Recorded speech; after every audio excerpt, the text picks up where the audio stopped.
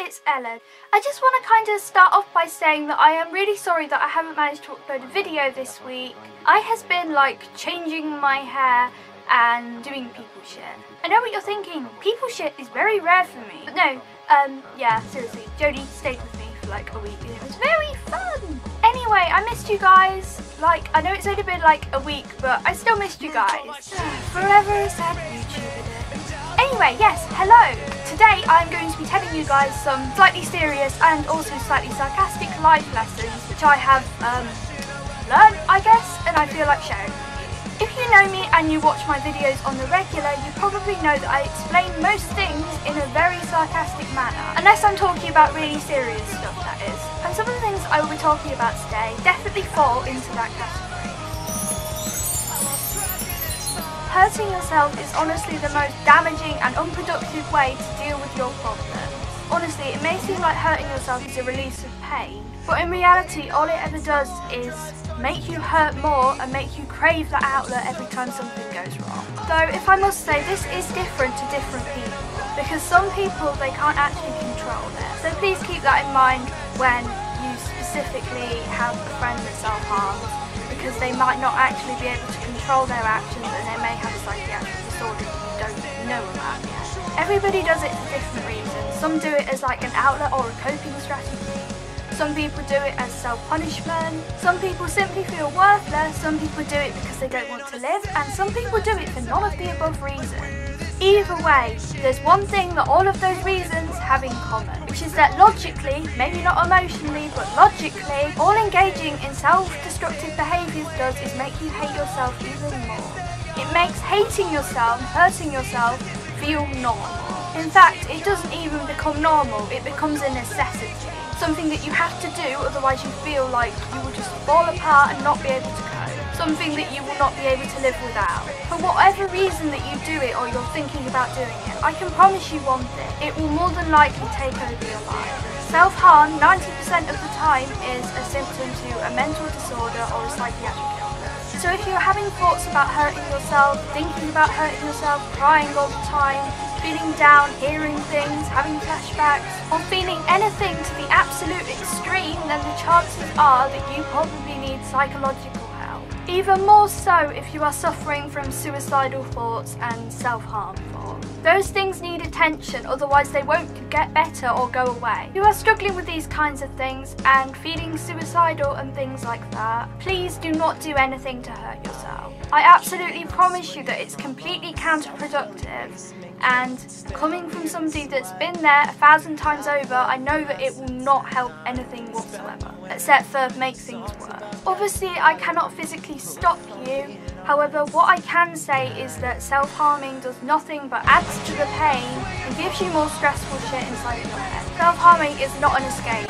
It's a door in your mind to another load of pain that you do not want to have to deal with. Sooner or later, it will end up being twisted into every single little thought that you have, and simple tasks of your day, say like using scissors or chopping things up.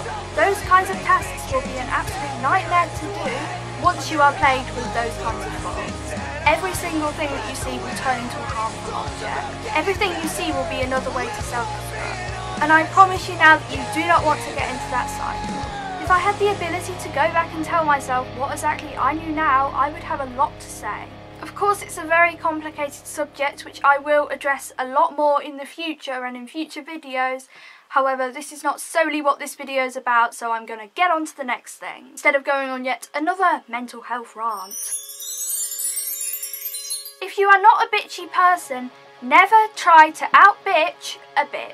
If you are not bitchy, just don't bother, because you will crash and burn, and I promise you that. Talking from experience here, I mean, it's a bit of a full-on way to put it, but like, whatever. The point of what I'm trying to say still remains. Do not try to be somebody else, especially don't try to be somebody else to live up to somebody's bitchy standards. If somebody's being nasty to you and it's just not your thing, don't try to be nasty back to them. Just rise above it and respond in a mature, controlled manner. Obviously this can't be maintained at all times.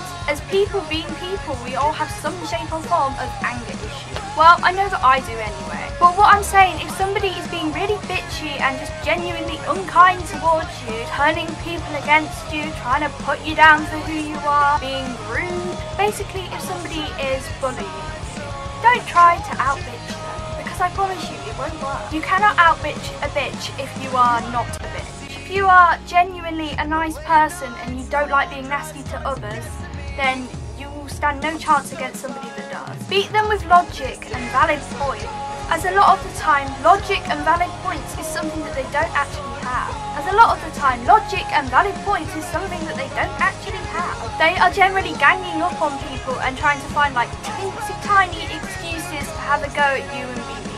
And if you point out to people that they are being illogical and they don't actually have any points that they are being nasty about, then things automatically get very, very, very awkward. My fringe is too fucking long and it's driving me absolutely bonkers today.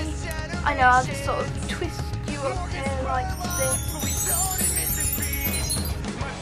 Do not compare yourself to others. This may be physical appearance, it may be success, it may be things that you are good at and things that somebody else might be good at.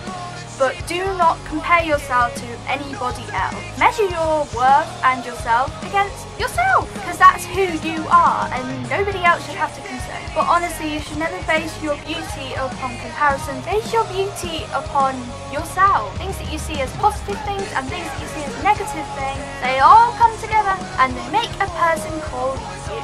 I can 100% guarantee you that there are so many qualities in every single one of you, even if you don't believe it. Also remember, the more that you compliment people and spread love, more love and happiness you will get back in return. We all have different qualities and different things that we are successful in. The more we focus on the things that we can do instead of what we can't do, the happier we will be. Happiness doesn't come from another person. It comes from being comfortable within yourself, which is a long journey for everybody.